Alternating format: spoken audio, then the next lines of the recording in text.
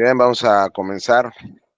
Gracias a Dios porque nos permite estar acá y vamos a empezar con Génesis de nueva cuenta. Vamos a hacer un repaso rapidísimo del libro. Estos panoramas son muy generales. No podemos entrar en el detalle de todos los capítulos, de todos los versículos, porque son muchísimos capítulos en Génesis y es mucha narrativa y no nos daría tiempo. Entonces, solo vamos a ir viendo cuestiones como muy generales, pero muy importantes del libro. Entonces, comenzamos primero con el título del libro, es Génesis. Este es el título que tiene en la traducción Septuaginta, que es griego. La Septuaginta es la versión que Cristo está citando en los evangelios cuando cita el Antiguo Testamento, pero la cita en griego. La Septuaginta fue una traducción del Antiguo Testamento a griego, ¿no? Que para cuando Cristo estaba en la tierra ya estaba, digamos, siendo utilizada.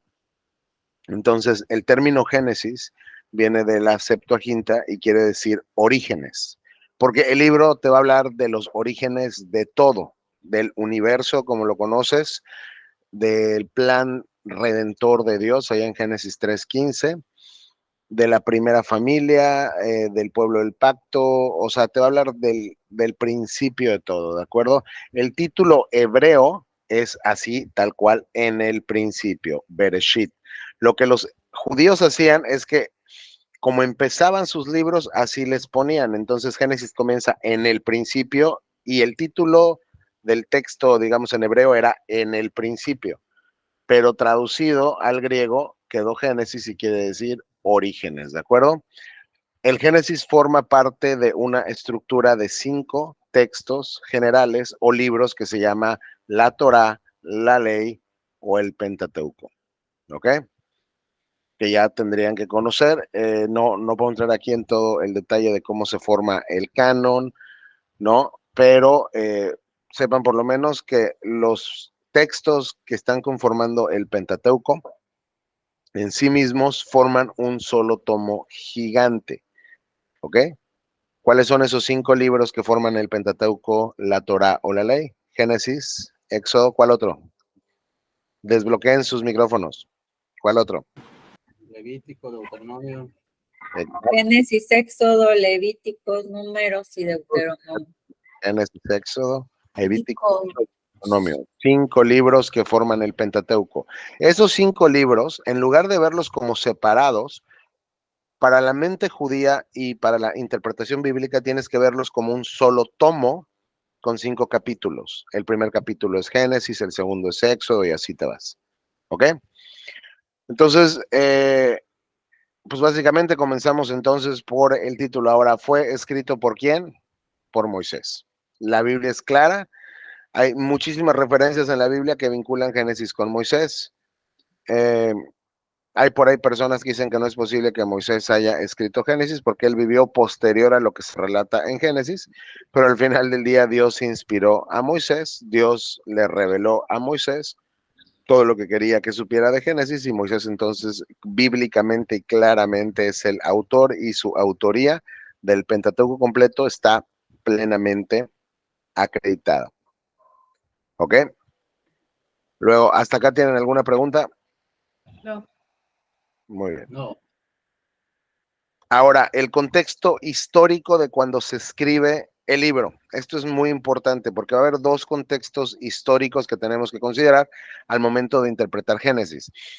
1, el contexto histórico de los acontecimientos que se narran en Génesis, ¿ok? Y 2, el contexto histórico de cuando el autor escribe el libro, ¿ok? Entonces, vamos a definir primero cuál era su contexto histórico, cuando Moisés escribió Génesis y lo escribió para la segunda generación de Israel. ¿Quiénes eran esta segunda generación de Israel? Como ya deberían saber, cuando Dios saca al pueblo judío en el Éxodo y lo trae por el desierto, todo esto, el plan de Dios era que entraran muy rápido, básicamente en un mes, a la tierra prometida. O sea, y lo vas leyendo ahí en la cronología, ¿no? Dios les liberta ahí con las plagas en Egipto, ellos salen victoriosos, Dios les saca de la esclavitud, están en el Sinaí, ahí reciben la ley, todo esto, Y básicamente era, vayan y posean la tierra de los cananeos que yo les he entregado. Entonces, ustedes se acuerdan que mandaron espías, ¿ok? Ujú. Para que vieran la tierra, cómo era. Y bueno, cuando regresan y dan su reporte, pues todos dicen, no, esto va a estar muy complicado, ¿no? Hay gigantes, tienen murallas en las ciudades, o sea, es una situación imposible, no podemos contra los pueblos que viven allá. Y entonces el pueblo comienza a quejarse con Moisés. Y le dice, tú nos sacaste de Egipto, ¿para qué nos sacaste de Egipto? Para traernos a morir aquí. Y solamente 2 de los espías dijeron, oye, espérame, si Dios ya nos prometió que la tierra va a ser nuestra y nos está diciendo, vayan y tomen la tierra, es porque Él está con nosotros, así que no le tengamos miedo a esos pueblos, estamos con el Señor, vamos, ¿no? Y mostraron fe. ¿Quiénes fueron esas 2 personas? No sé. Fueron Josué y Caleb, ¿ok? Josué y Caleb. Son los 2 únicos de los espías que tuvieron fe y mostraron fe en el Señor. Entonces, cuando el pueblo se pone a quejarse y todo esto, Dios se enoja mucho. Dios se enoja mucho y lo pueden leer y dice, toda esta generación no va a entrar en mi reposo, porque no tuvieron fe en mí, o sea, básicamente porque no confiaron en mí. Toda esta generación no va a entrar en mi reposo, ¿ok? Solamente los 2 que tuvieron fe entraron al final a la tierra prometida. Pero dijo, todos los demás se van a morir en el desierto. Así que ya no van a ir para allá, pónganse a dar vueltas sin sentido por todo el desierto hasta que el último de ustedes haya muerto. Y eso es lo que Dios los hizo hacer. Por eso es que dieron vueltas 40 años en el desierto, no porque estuvieran perdidos o no supieran dónde ir, porque desde un mes pudieron haber entrado a la tierra prometida, sino la Biblia es clara porque no quisieron ir y confiar en el Señor. Aquí el tema es que cuando desconfiamos de Dios, es algo muy grave. Cuando desconfiamos de las promesas que Él nos ha dado en su palabra, es algo muy grave porque lo que le estamos informando a Dios en la cara, y es una metáfora desde luego, es, tú no eres digno de mi confianza. Lo que tú me has dicho no me importa porque tu carácter no es digno de que yo confíe en ti. Por eso es que es un gran pecado desconfiar de Dios porque Dios es fiel y Dios siempre cumple sus promesas. Entonces, ¿cuál es el contexto? Esta primera generación que no quiso entrar a la tierra prometida por no confiar en Dios, ya se murió en el desierto.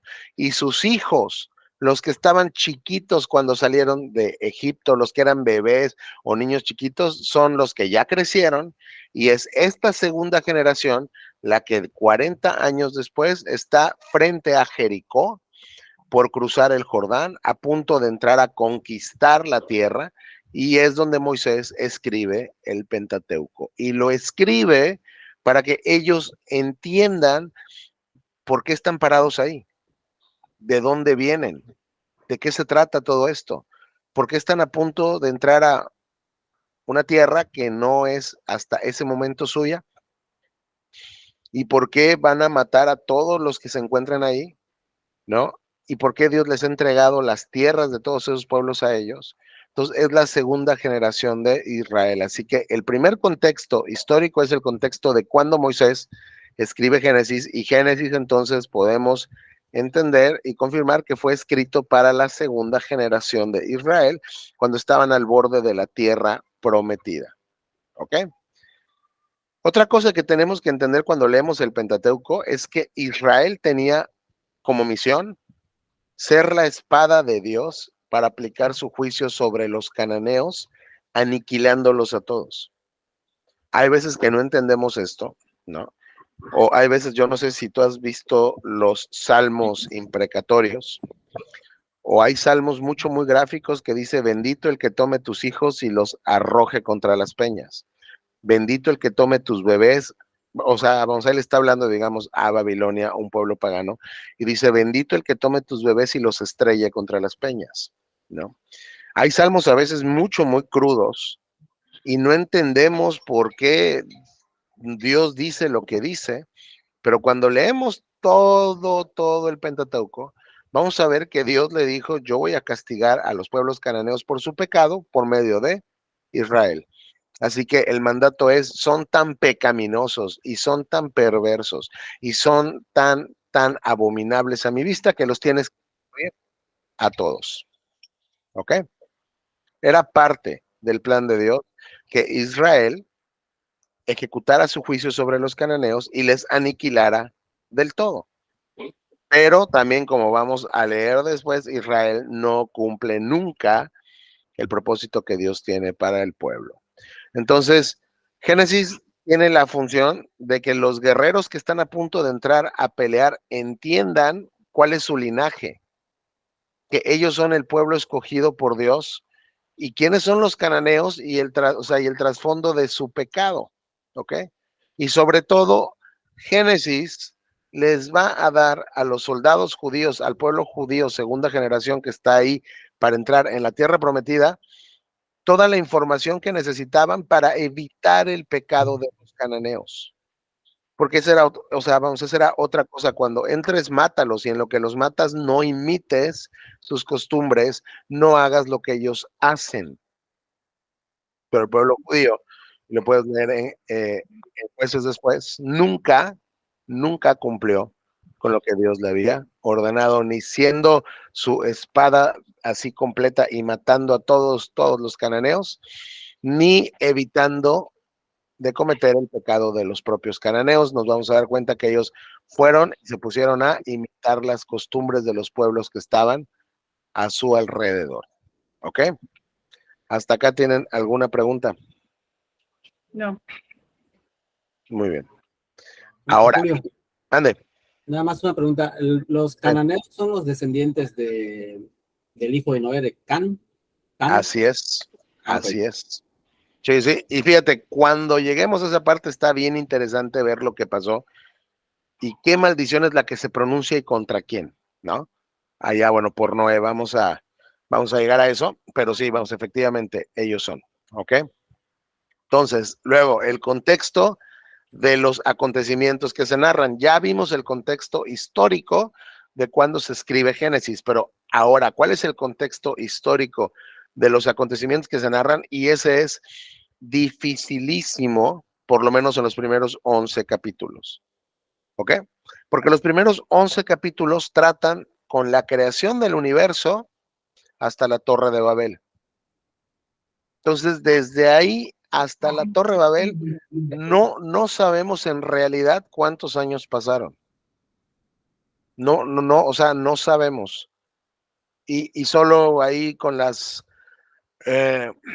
cronologías, bueno, que nos da Génesis, ¿no? Con las genealogías, vamos sacando cuentas de, bueno, este era el padre de este y este vivió tantos años. Y, o sea, cuando los teólogos hacen eso y van sacando cuentas, dicen, bueno, al final se estima que la Tierra, esta Tierra que conocemos, al día de hoy tiene entre 5,000 y 10,000 años de antigüedad. ¿Ok? Al día de hoy. Digo, y están basados nada más ahí, vamos, en cuestiones sobre las genealogías, todo esto, pero no hay manera de saber exactamente cuánto tiempo pasó de Génesis del 1 al 11. Ya es más fácil cuando tenemos el tema por cuanto, digamos, a los patriarcas, que comienza, o sea, cuando termina Babel, viene el llamamiento de Abraham, Génesis 12. Desde ese capítulo al capítulo 50, que es cuando termina Génesis, ya podemos tener como una cronología más exacta. Pero los primeros 11 capítulos son un reto por cuanto a cuánto tiempo transcurrió. Por ejemplo, tampoco sabemos cuánto tiempo transcurre desde que Dios crea al ser humano y el ser humano cae. O sea, tampoco sabemos, ¿no? Cuánto tiempo pasó.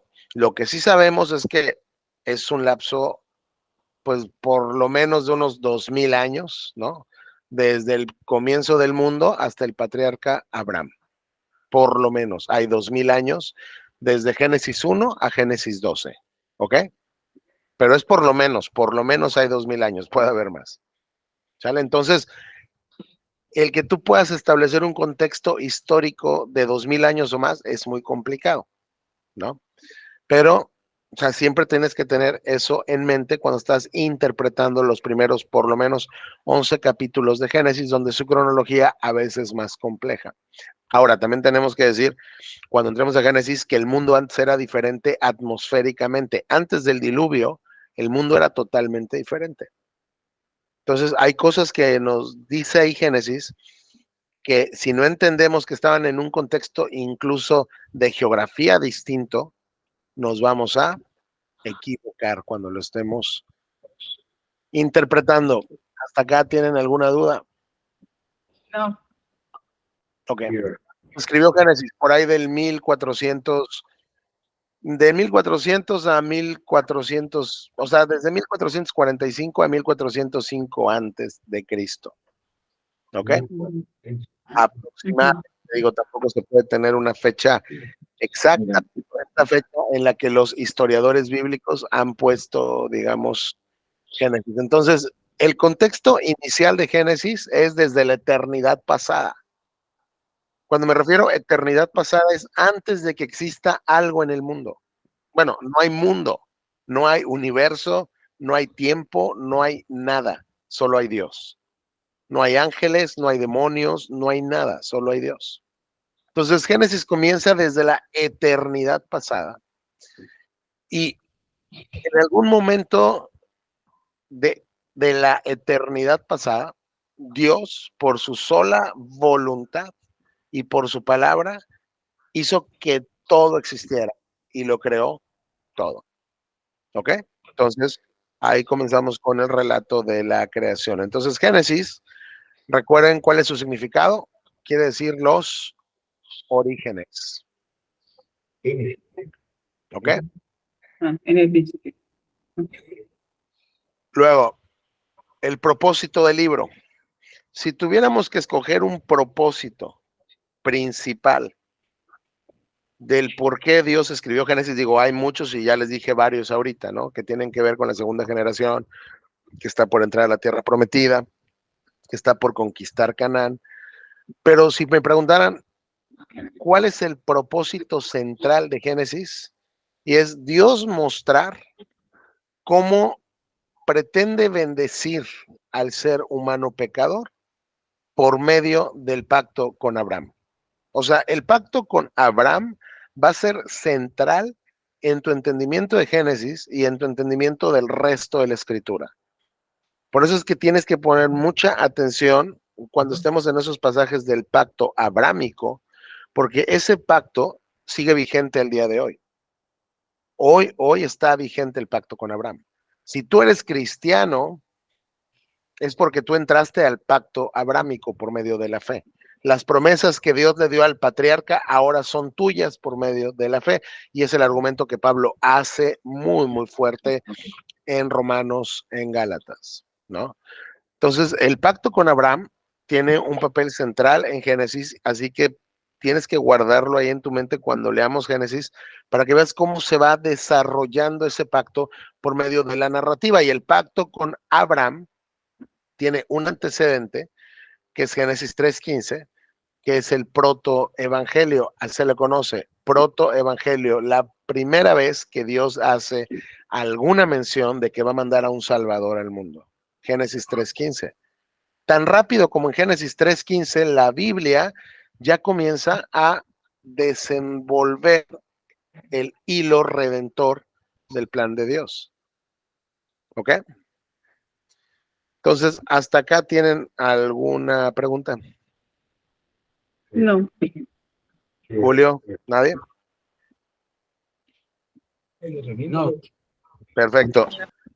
Luego, ya que entendemos más o menos la fecha, el contexto, el autor, el propósito, un resumen como muy rápido del libro nos dice cómo surgió el ser humano, cómo cayó en pecado, la promesa que Dios dio para rescatar a la humanidad completa. Luego, la primera mitad incluye 4 eventos que demuestran que Dios es santo y el hombre es pecador. ¿Ok? Y es a donde voy en este momento, al bosquejo que podemos hacerle a Génesis. Génesis lo puedes tú llegar a bosquejar o dividir de esta manera. Hay 4 eventos y 4 personas. Génesis trata de 2 cosas, 4 eventos y 4 personas. Los 4 eventos, ¿cuáles son? La creación, la caída, el diluvio y la historia de la Torre de Babel, o cuando Dios confundió los idiomas del ser humano. Entonces, los primeros 4 eventos que incluyen de Génesis 1 al 11 se bosquejan así: la creación, la caída, el diluvio, la Torre de Babel. Son como los 4 postes fundamentales sobre los que se va impulsando la narrativa. ¿Ok? Ya después que terminamos con estos 4 eventos, se describen las vidas de 4 personas. ¿Quiénes son? Abraham, Isaac, Jacob y José. Entonces, así bosquejas Génesis, ¿no? Digo, hay muchas maneras que lo puedes tú llegar a bosquejar, sea exegético o sea homilético. Lo que les estoy diciendo es un bosquejo homilético, es decir, es muy útil para la, o sea, bueno, para la predicación del texto y del libro, y creo que se queda bien en la cabeza: 4 eventos, 4 personas. Entonces, Génesis se divide en 2 secciones. La primera, 4 eventos, ¿cuáles son? La creación, la caída, el diluvio, la Torre de Babel, y luego la vida de 4 personas: Abraham, Isaac, Jacob y José. ¿Hasta acá alguna pregunta? No. No, ¿No? no. Muy bien. Ahora, Génesis tiene muchos retos de interpretación. ¿Cuáles son los retos de interpretación? Son pasajes que generalmente los ateos usan para querer desacreditar la Biblia. ¿Ok? Ahora, lo primero que yo quiero que ustedes entiendan es, ya que profundizas más en las escrituras, te das cuenta que hay no un tema, hay muchos temas que los ateos a veces traen, digamos, a colación para tratar de destruir la Biblia por diferentes frentes, ¿no? Y algunos son complejos, otros, o sea, bueno, pues se rebaten como muy fácil. Pero la realidad es que han intentado destruir la Biblia por milenios y no lo han logrado hacer. No lo han logrado hacer porque la Biblia siempre, una y otra vez, demuestra que tiene razón. ¿Ok? Y porque es la palabra de Dios. Y porque Dios es verdadero y Dios habla verdad. Por eso es que no han podido encontrar ni errores, ni contradicciones, ni nada que se le parezca en la Biblia, aunque han tratado. ¿Ok? Entonces, cuando ustedes entran a Génesis 1, Génesis 1 te va a hablar de qué? Del relato de la creación. Lo primero que tienen que entender es que la Biblia no es un libro de ciencia. Estamos. La Biblia no fue escrito como un libro de ciencia. Pero ahí en donde ahí en donde la Biblia, ¿no?, se intersecta con la ciencia, la Biblia siempre habla la verdad.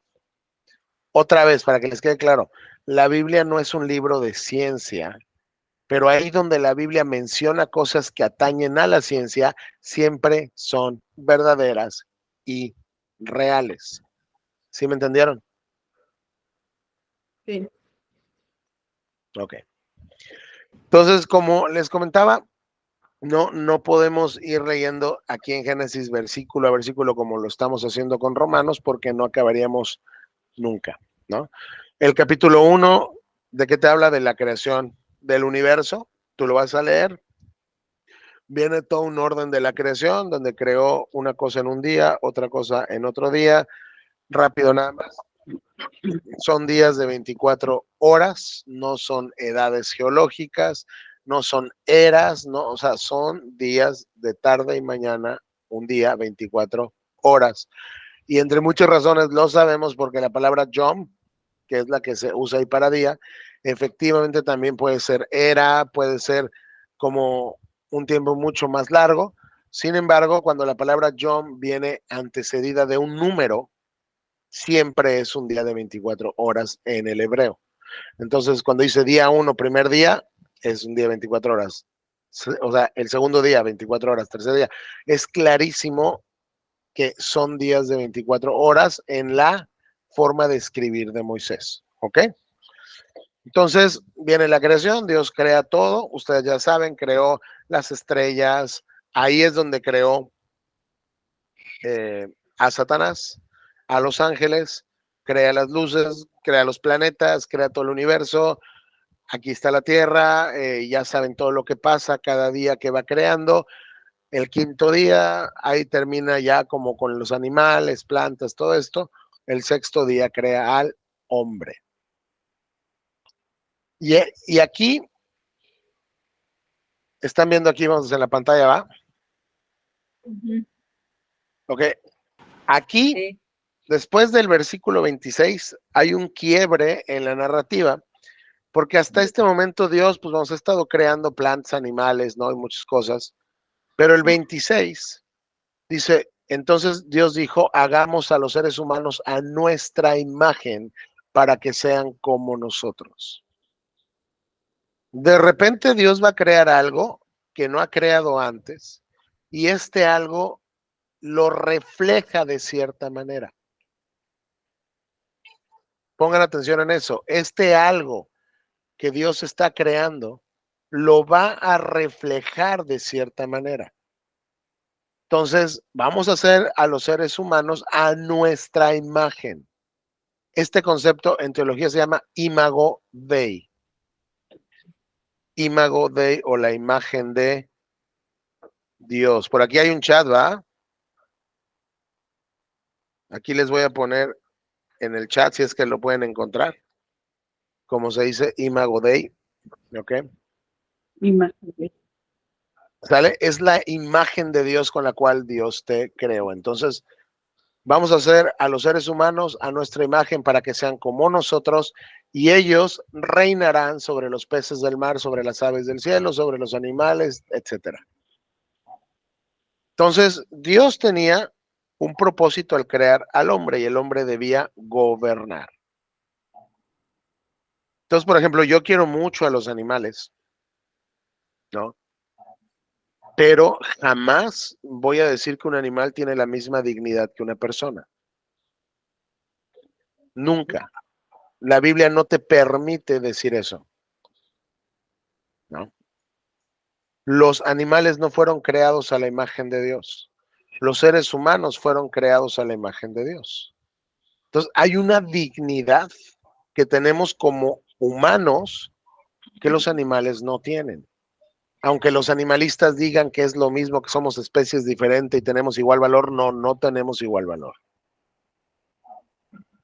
Para Dios valen mucho más los hombres y lo puedes ver en toda la escritura, así con estas palabras.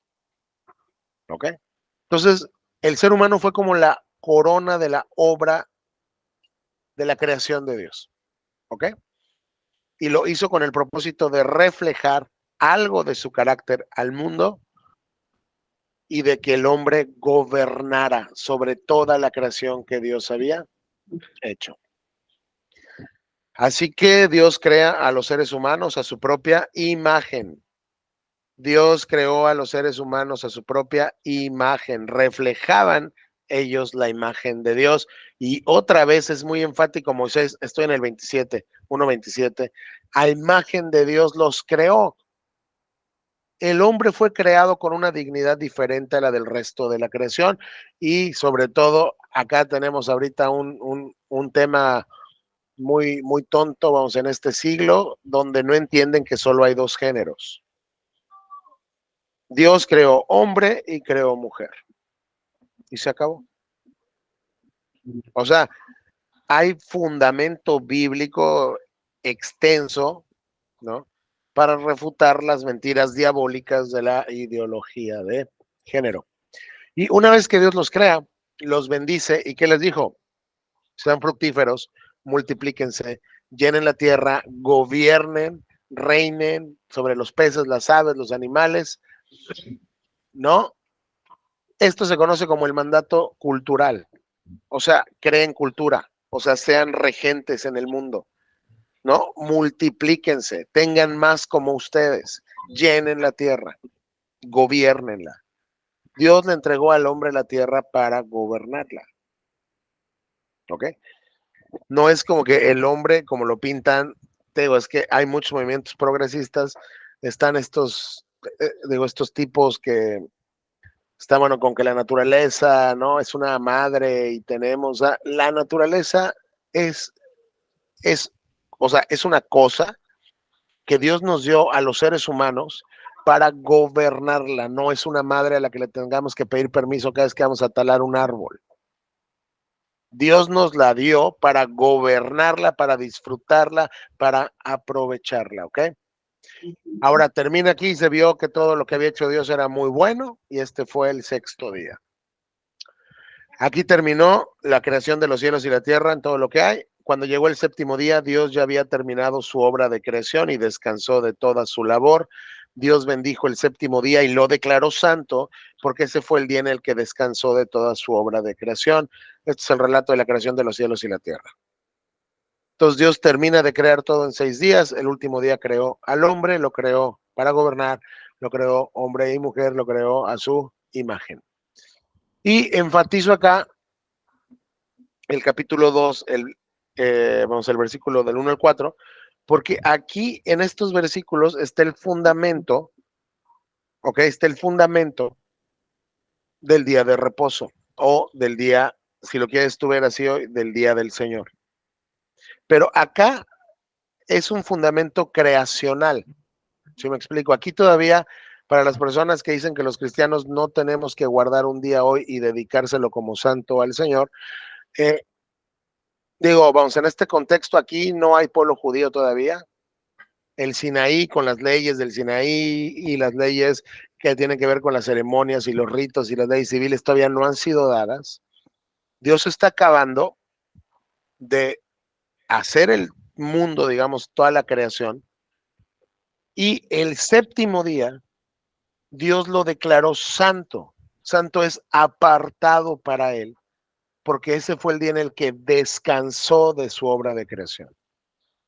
Aquí hay un mandato creacional para todo ser humano, de todo país, de toda época, de toda cultura, y es básicamente, Dios nos dejó un modelo de que 6 días debemos de trabajar, pero 1 en 7 debemos de dedicarlo a estar en comunión especial con Dios. ¿Me explico?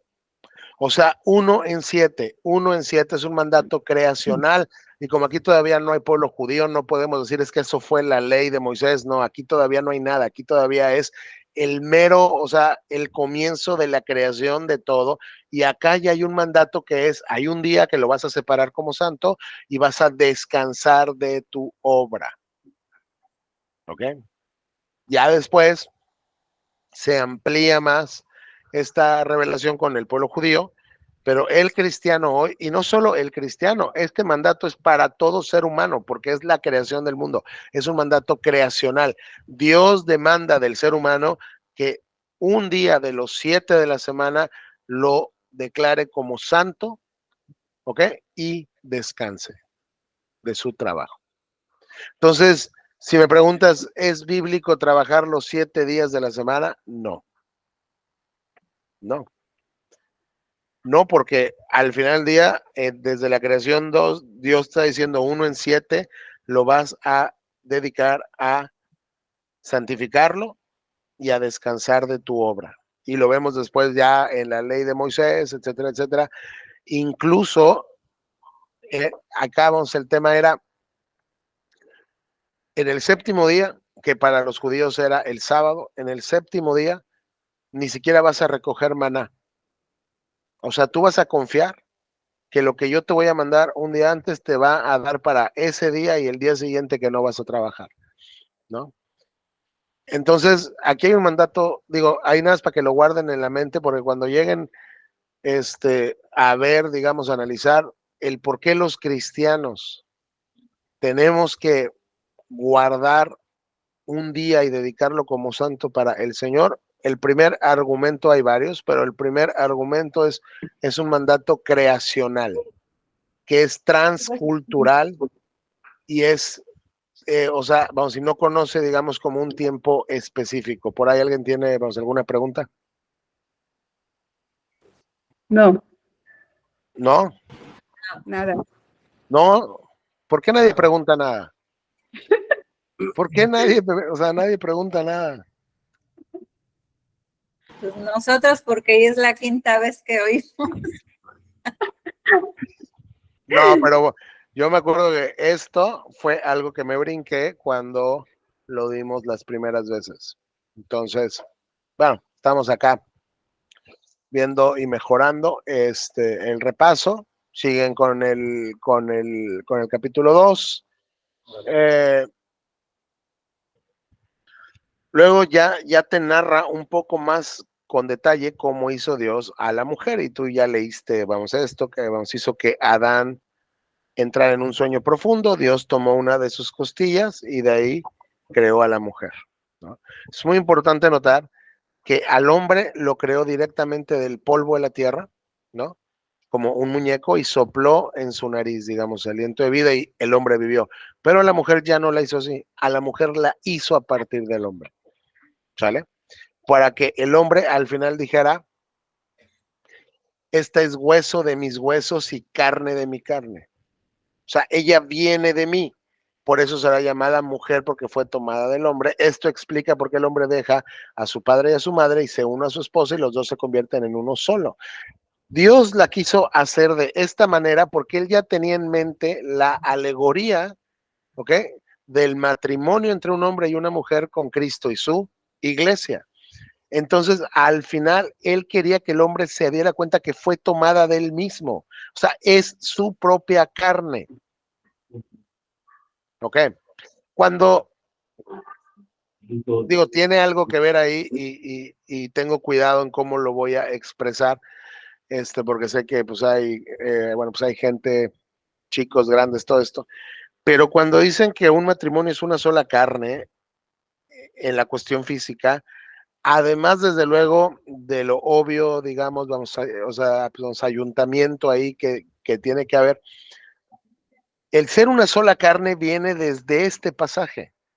Dios tomó de la carne del hombre para hacerle una mujer, entonces es su propia carne. ¿Sí me explico? Hay una unidad absoluta, debe haber una unidad absoluta entre el hombre y su mujer porque comparten la misma esencia. ¿De acuerdo? Y Génesis desde acá ya lo está enfatizando. ¿Ok? Ahora también notemos que acá dice que solo tienes una esposa, no dos, no tres, no cuatro.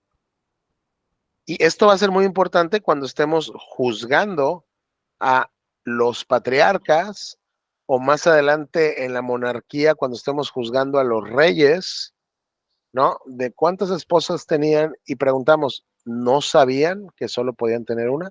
Claro que sabían. La Biblia es muy clara aquí en Génesis 2:24 y dice que tendrás una esposa y serán uno solo. El hombre y su mujer estaban desnudos, pero no sentían vergüenza ninguna. Entonces, hasta acá ya terminamos el primer evento en el que dividimos Génesis, que es la creación. Viene uno que es dramático, uno que es tremendo, que es la caída. ¿Tienen dudas? No. No, No, Muy bien. ¿Cuánto tiempo pasó desde que Dios crea todo, hombre, mujer, toda la creación, hasta que caen? Realmente no lo sabemos, pero lo que sí les digo es, cuando Dios crea todo, también crea a Satanás. ¿Cuánto tiempo pasó desde que Dios hizo a Satanás para que él se rebelara contra Dios y cayera? Tampoco lo sabemos, pero aquí en Génesis 3, Satanás ya está en el mundo. Entonces, hay veces que como tú lo lees a lo mejor en una sentada, crees que Dios crea en el capítulo 1 y 2 y en el capítulo 3 ya cayeron, pues crees que estuvieron ahí como 3, 4 minutos nada más, ¿no? Pero en realidad no sabemos cuánto tiempo pasó. por la cercanía que tiene Génesis 1:2 con el 3, nos atrevemos a pensar que tal vez no fue mucho tiempo, pero no hay una manera que podamos saber cuánto tiempo pasó desde que Dios hizo todo hasta que el hombre cae. Entonces dice que 3:1, la serpiente era el más astuto de todos los animales salvajes que el Señor Dios había hecho. Cierto día le preguntó a la mujer, aquí algo muy interesante, la mujer no está espantándose por ver un animal que habla. Quiero que enfoquen en eso, porque la Biblia no es un cuento infantil. La Biblia es narrativa histórica. Y nos dice que la mujer un día estaba por ahí y una serpiente le habló y ella tuvo una conversación con la serpiente. Y no se advierte del contexto que para la mujer fuera algo inusual. Y aquí sí los voy a hacer participar. ¿Por qué creen que es esto?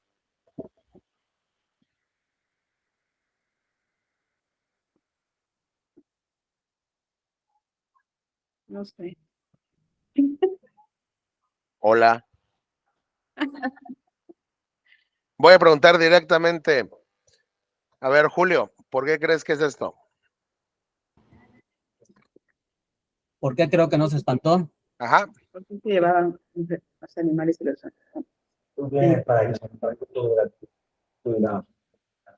Wow, no me puedes a pensar en eso, pero Fíjense lo que dicen los teólogos y digo, si bien no lo puedo probar, ¿no?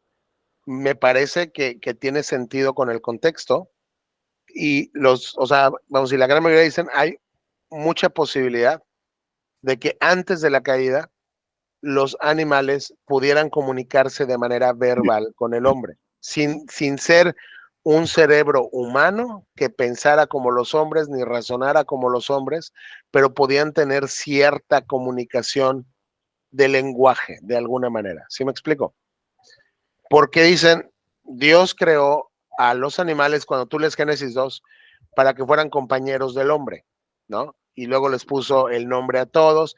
Dice, y entre todos ellos no se encontró ayuda idónea para él, ¿no? O sea, no, o sea, sí, pues eran sus compañeros ahí, pero no había, o sea, pero no eran como él, así que no era perfectamente ese vínculo con ellos. Por eso luego Dios hace a la mujer. Pero acá, por lo menos, existe la posibilidad de que las serpientes hablaran, ¿ok? Entonces llega con Eva y le dice, ¿de veras Dios les dijo que no deben comer del fruto de ninguno de los árboles del huerto? ¿Qué les dijo Dios? que podían comer de todo fruto, pero señaló que un solo árbol no. Exactamente. ¿Y qué es lo que Satanás hace? Tuerce las palabras de Dios, porque sí ven que dice ahí. O sea, oye, ¿de veras Dios les dijo que no coman de ningún fruto del huerto? ¿No? O sea, que no coman nada. ¿Ok? Lo que le está diciendo ahí es, Dios les dijo que no coman, en realidad, que no coman así cero fruto de ningún árbol. Lo que Satanás hace desde el principio. Oye, Julio, Mande, tengo una pregunta. dime. La figura de la serpiente está hablando como una serpiente tal cual conocemos, o es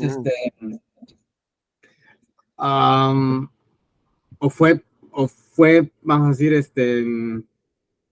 fue poseída por el diablo, no sé, no sé cómo utilizarla, ¿no? Te voy a explicar una cosa.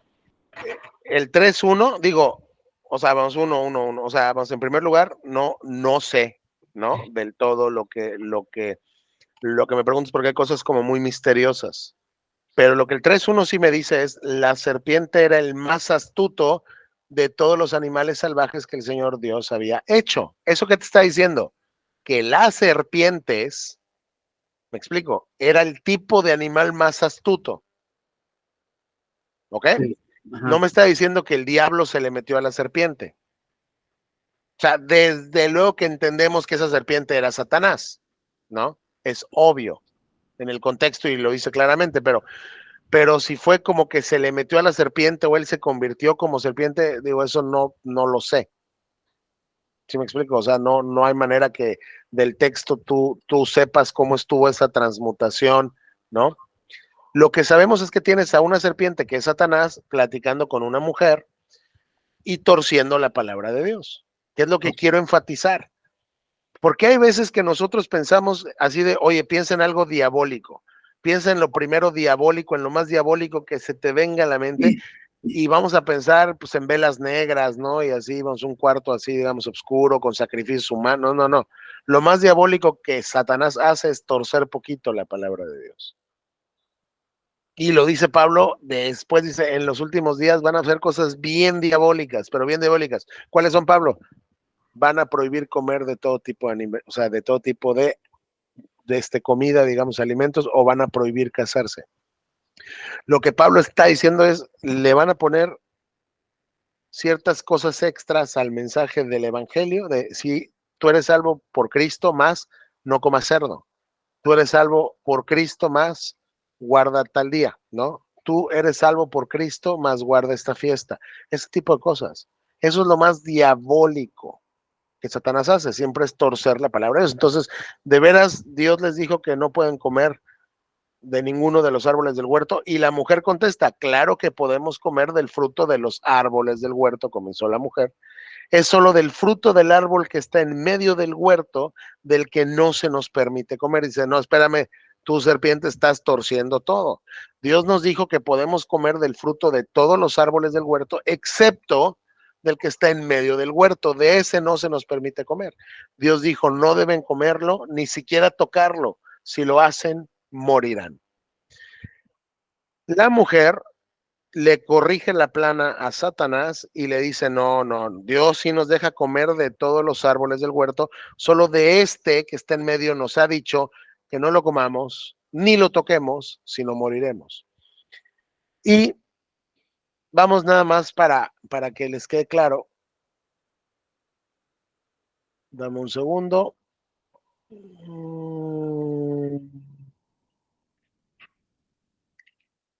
Aquí está, el versículo 15, ¿qué dice? El Señor Dios puso al hombre en el jardín para que se ocupara de él y lo custodiara, pero el Señor Dios le advirtió, puedes comer del fruto de cualquier árbol del huerto, excepto del árbol del conocimiento del bien y del mal. Si comes de su fruto, sin duda morirás. Aquí donde dice, si lo tocas, ¿dice o no dice? No. Ni siquiera tocar. Solo dice si comes de su fruto, ¿sí o no? Vas a morir. Y acá Eva dice, Dios nos dijo, no deben comerlo, ni siquiera tocarlo, si lo hacen morirán. Entonces dicen algunas personas, ahí ya está mintiendo, ahí ya está pecando. ¿Ustedes creen que está pecando ahí Eva? No, ¿Por qué no? porque todavía no conocían el pecado. Todavía no conocían el pecado, pero hay algo mucho más clave. ¿Creen que está pecando ahí, sí o no? Porque digo, está diciendo algo que en el versículo anterior no dice. Dios le dijo, no deben comerlo, si lo haces morirás.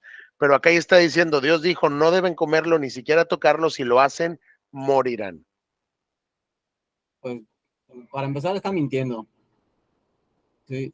Y aunque no estuviese definido como todavía en la palabra, pero pues está alterando la palabra de Dios, ¿no? La instrucción de Dios. Ahí es por donde se va muchísima gente y es una respuesta muy común, pero aquí tenemos un problema con esa postura. Si Eva estuviera mintiendo, eso ya sería un pecado porque va en contra del carácter de Dios, aunque no hubiera todavía ley. ¿Sí me explico? Va en contra de, o sea, él es veraz, él no miente. Si Eva estuviera mintiendo, en ese momento sus ojos se hubieran abierto porque en ese momento habría pecado ya. Pero tú sigues leyendo y sus ojos no se abren en ese momento para distinguir el bien y el mal. Quiere decir, sigue en su etapa de inocencia. Ok. Entonces, Eva no está pecando porque no está mintiendo. Oye, pero entonces el versículo anterior, sí, pero digo, cuando tú ya sistematizas, por ejemplo, llegas a Juan y Juan te dice, y Cristo hizo y dijo muchas más cosas de las que están registradas aquí, porque si se registraran todas, dice que no cabrían los libros en el mundo, ¿sí me explico? O sea, el hombre y la mujer tuvieron más conversaciones con Dios. Por eso te digo que no sabemos cuánto tiempo pasó. Ellos Dice la Biblia que convivían con Dios todos los días. Él caminaba con ellos en el huerto. Era su amigo. ¿Sale? Entonces tampoco tenemos el detalle de cada palabra que Dios le dijo al hombre y a la mujer, pero aquí, si, o sea, digo, si está repetido y no hay pecado, es porque Dios sí se lo dijo, quién sabe cuándo. ¿Ok? Pero sí se lo dijo, ¿por qué? Porque no está mintiendo, porque si estuviera mintiendo ya sus ojos estuvieran abiertos. ¿Sale? Entonces dijo, no, no deben comerlo, ni siquiera tocarlo, si lo hacen morirán. Y entonces Satanás dice, no morirán, respondió la serpiente a la mujer. No es cierto lo que te dijo Dios. Dios es un mentiroso, Dios no es digno de confianza, Él no está siendo honesto contigo. Dios sabe que en cuanto coman del fruto, se les abrirán los ojos y serán, y serán como Dios, con el conocimiento del bien y del mal. Primero tuerce la palabra de Dios y luego, ¿qué es lo que hace Satanás? Te arroja dudas respecto del carácter de Dios. No confíes en Dios. Dios no es digno de confianza. Si Él te dijo que morirás, ¿qué crees? No vas a morir. No es cierto. Porque Dios sabe que cuando tú comas vas a ser como Él. La mujer quedó convencida. Vio que el árbol era hermoso y su fruto parecía delicioso. Y enfatizo acá esto, ¿qué? Y quiso la sabiduría que le daría. Así que tomó del fruto y lo comió. Quiso ser como Dios. Quiso ser como Dios. Ella quedó convencida, oye, ¿puedo ser como Dios? Ella sabía quién era Dios. Ella caminaba con Dios todas las tardes. Ella quiso ser como Dios. ¿Qué es lo que pasó con Satanás cuando fue expulsado del cielo de acuerdo a Ezequiel? Quiso ser como ¿quién? Como Dios. Como Dios. ¿Se dan cuenta cómo es el mismo pecado? Es el mismo pecado. Satanás quiso ser como Dios, la mujer quiso ser como Dios. Tomó el fruto y lo comió. Después le dio un poco a su esposo que estaba con ella y él también comió. De repente, como que perdemos el foco que toda esta conversación se la chutó también Adán. Él estaba con ella. Él escuchó todo lo que le dijo la serpiente a su mujer. Y el tema es, él no intervino, ¿ok? Para parar esta mentira. Y al contrario, él ve que su esposa come y después la esposa le da, o sea, le da a él un poco y él come. Pregunta, ¿él tuvo la posibilidad de decir, no, Eva, yo no voy a comer? Sí. Pues sí. ¿Vale? Pues claro, Sí. claro. Porque, y sé que nos cuesta trabajo pensar en esto, pero en ese momento ni Adán ni Eva, antes de que pecaran, tenían ninguna predisposición al pecado. Es un tema bien complejo. Es un tema bien complejo porque Dios todo lo que creó era bueno. Incluso cuando creó a Satanás como ángel, todo esto era bueno. De dónde surgió el pecado es un tema bien complicado. Pero el hombre se pudo haber negado. Y no, él tomó también con ella. En ese momento, ¿qué pasó? Se les abrieron los ojos. Ahí perdieron su inocencia. No es cuando dijo que, o sea, es que Dios dijo que no lo toquemos, no, es cuando comieron, es cuando violaron el mandato, lo que sí era pecado. En ese momento se les abrieron los ojos y de pronto sintieron vergüenza por su desnudez. Y aquí cuando comió el hombre, como era la cabeza federal de todos sus descendientes, todos nosotros al día de hoy incluso, y los hijos que tengan tus hijos y todo esto van a nacer así. Ya, o sea, ya caímos con él. A ver, un momento, veo que me quieren hacer una pregunta. ¿Qué pasó? No, es Dana. ¿Qué pasó, Es Danita? que dice Dana, No. Ajá. A Eva se le abrían los ojos cuando ella pecó o hasta que Adán comió. Fue hasta que Adán comió. Fue Pero hasta ese momento. O sea, sí, ¿por qué no antes? Ah, no. Cuando, ¿qué? Espera, todavía no termina. Ah, ok. Pero si se abrieron los ojos hasta que Adán comió, ¿por qué antes no pecó? Si se abrieron los ojos hasta que Adán pecó. ¿Qué?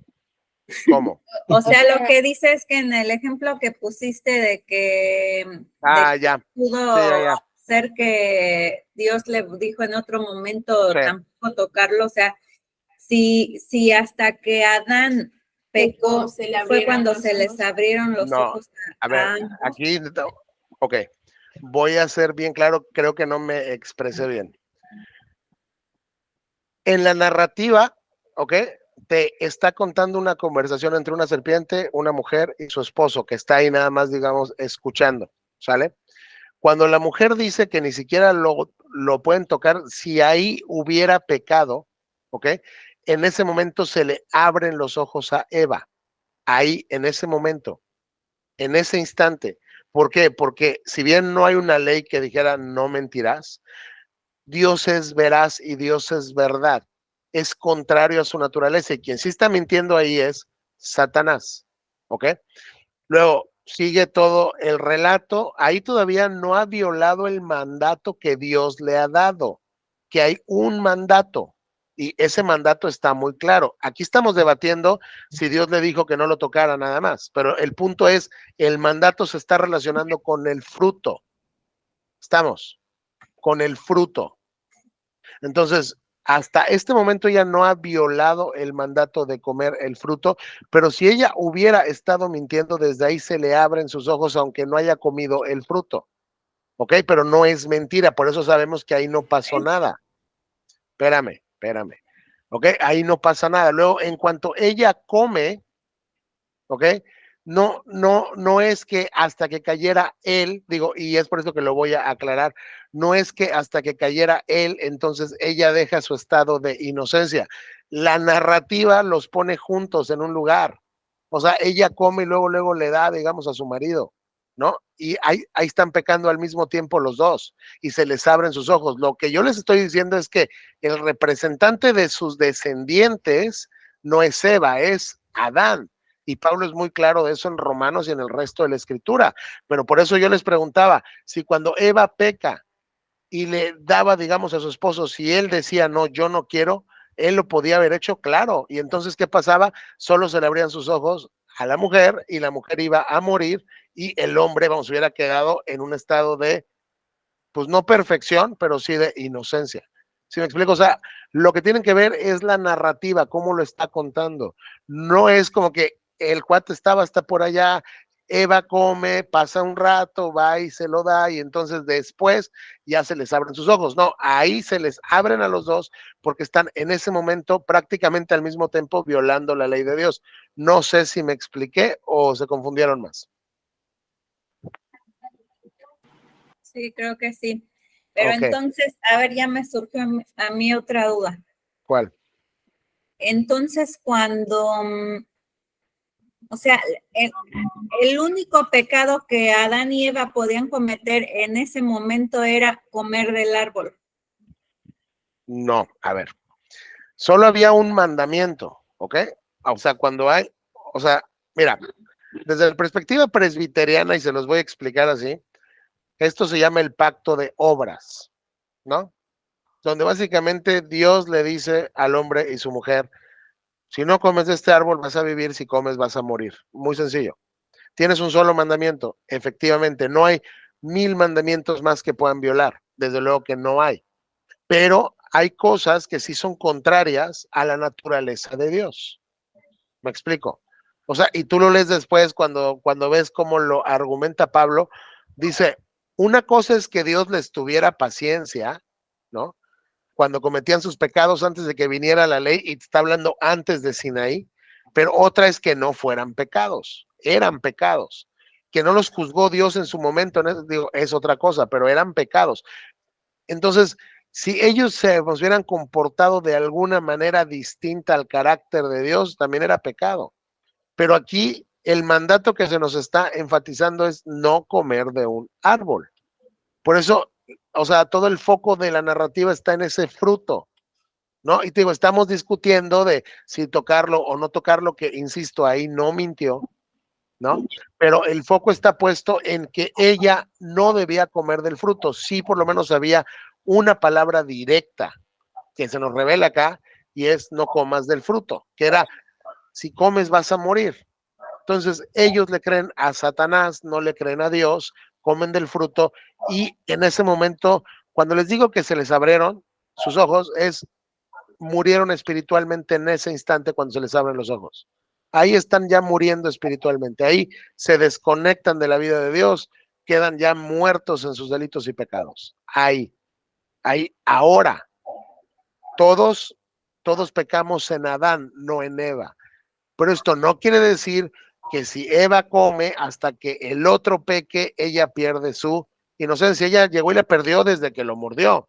Pero digo, ahí está dándole con él. Luego, por eso aquí en la narrativa dice, se les abrieron los ojos, porque están ahí juntos en ese momento. ¿Dudas?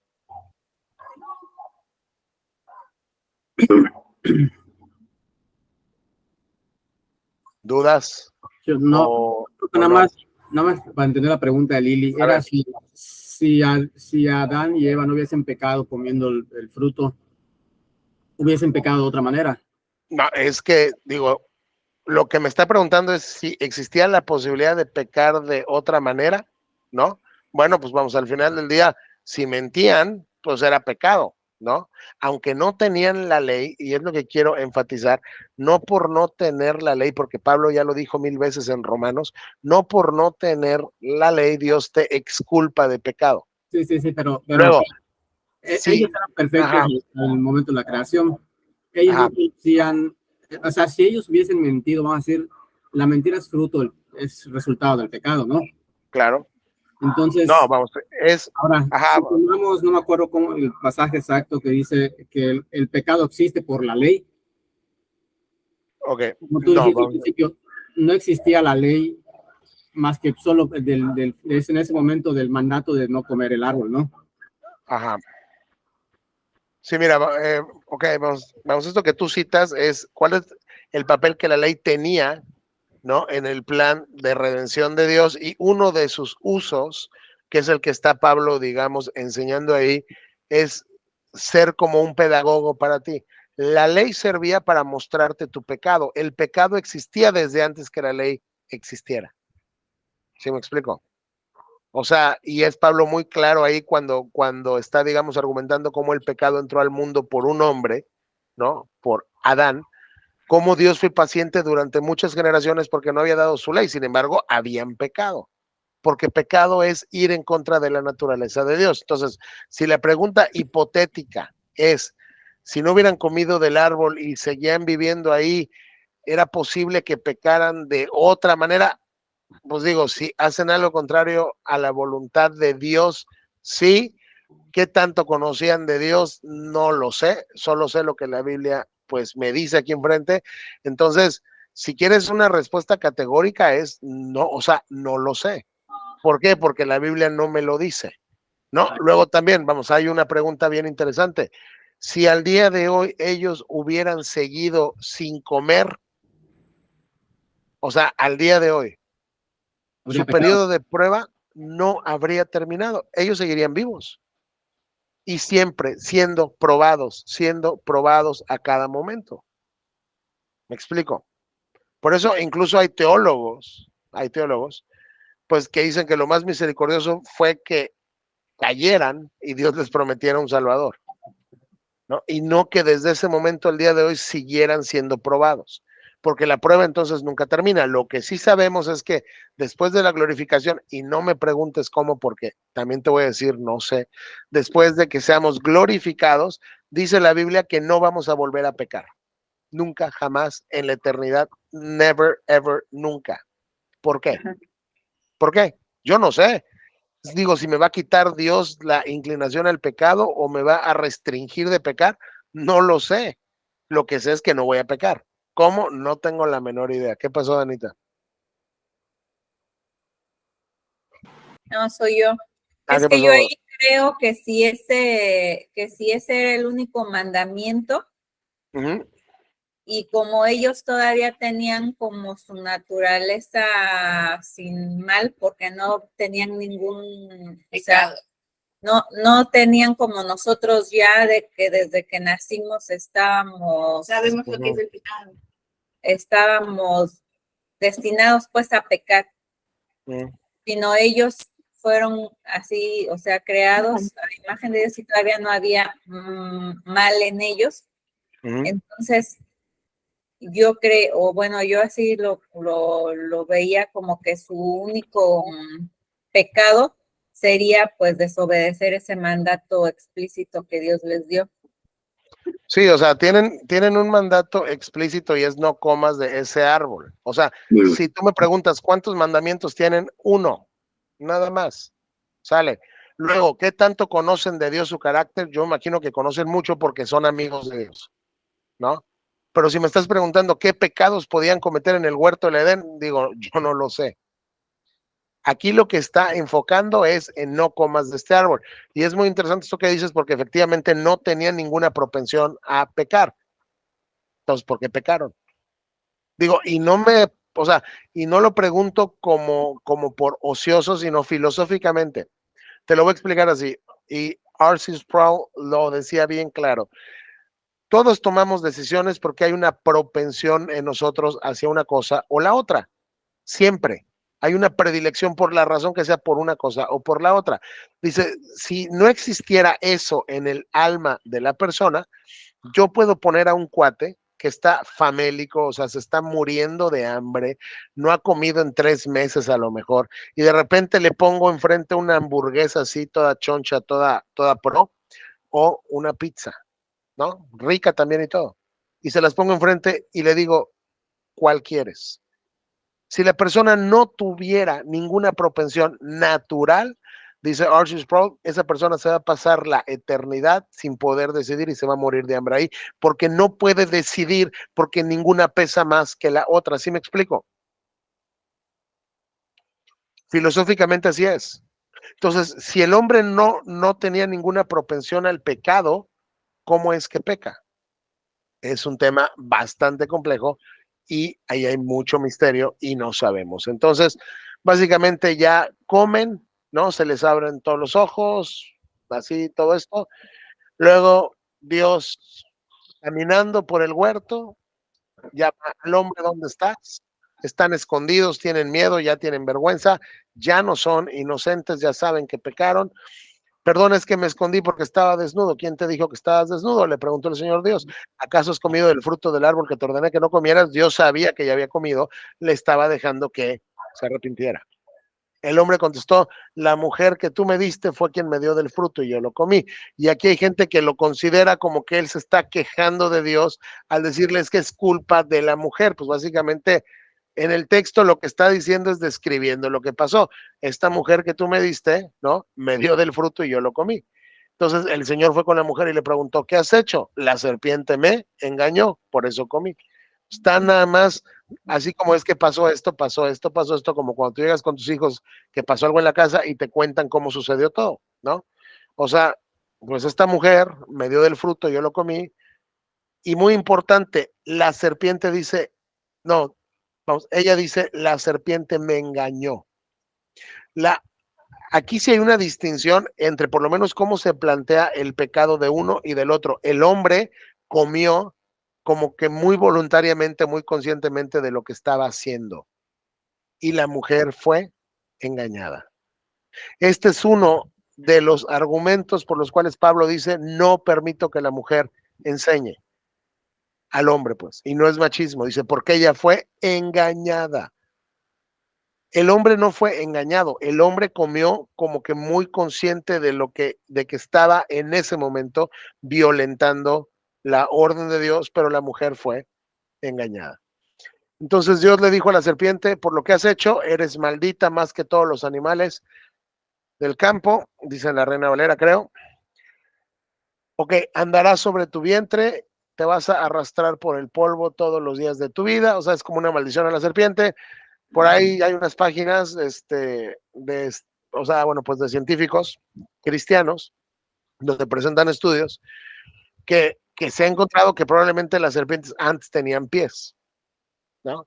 Pero, y bien puede ser porque pues él está diciendo como juicio, pues vamos, ahora vas a andar sobre tu vientre en el piso, ¿no? Pero la parte más importante, y es lo que voy a enfatizar, ya casi vamos a acabar por hoy, y pondré hostilidad entre tú y la mujer, y entre tu descendencia y la descendencia de ella. O sea, voy a poner un pleito casado entre tu reino diabólico y la raza humana. ¿Ok? Su descendiente te golpeará la cabeza y tú le golpearás el talón. Y esto es lo que se conoce como Génesis, perdón, como el protoevangelio. Es la primera vez que Dios está dando una promesa de que va a venir un descendiente de la mujer que va a aplastarle la cabeza a Satanás. Luego le dijo Dios a la mujer, una vez que maldice a la serpiente y da el protoevangelio, luego le dijo Dios a la mujer, haré más agudo el dolor de tu embarazo y con dolor darás a luz. Y esta versión lo traduce muy, muy bien. Y desearás controlar a tu marido, pero él gobernará sobre ti. Porque la Reina Valera dice, y tu deseo será para tu marido, y no se entiende bien qué es eso. Esto es lo que está diciendo, y vamos a ver que es lo mismo que luego le dice a Caín con la misma construcción en verbos y todo eso. Pero es y como parte del juicio, tus dolores del parto van a ser mucho más graves, y ¿sabes qué? Como parte del juicio voy a traer conflicto matrimonial en tu relación. El conflicto de pareja, el conflicto matrimonial es producto de la caída. Tú vas a desear controlar a tu marido, ya no te vas a querer sujetar a él, tú vas a quererle gobernar, tú vas a querer mandar, va a ser una lucha de poder, pero él te va a aplastar, pues, es lo que dice acá. Él te va a sobajar, él te va a gobernar, o sea, él va a ser más fuerte que tú te vas a querer así como, bueno, pues como rebelar, pero él va a terminar aplastándote. Ese es un conflicto matrimonial y es producto de la caída, totalmente diferente al tipo de relación que llevaban antes de caer. ¿Ok? Pero hasta aquí, como nos damos cuenta, solamente fue como que esa maldición sobre ella y ya.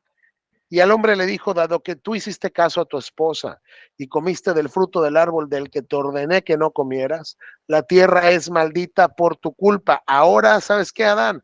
Voy a maldecir a todo el universo por tu pecado, no por el pecado de Eva, sino por tu pecado. Todo el planeta y los planetas y las galaxias, el universo entero está maldito por tu culpa. Toda tu vida lucharás para poder vivir de la tierra. Antes ellos trabajaban, ¿no? Y no tenían que batallar para que les diera pues frutas, verduras o lo que sembraran. Hoy vas a tener que hacerlo con mucho trabajo. La tierra te producirá espinos y cardos, aunque comerás de sus granos. Con el sudor de tu frente obtendrás alimento para comer hasta que vuelvas a la tierra de la que fuiste formado, pues fuiste hecho del polvo y al polvo volverás. ¿Ok? Entonces están las maldiciones para la serpiente, para la mujer y para el hombre.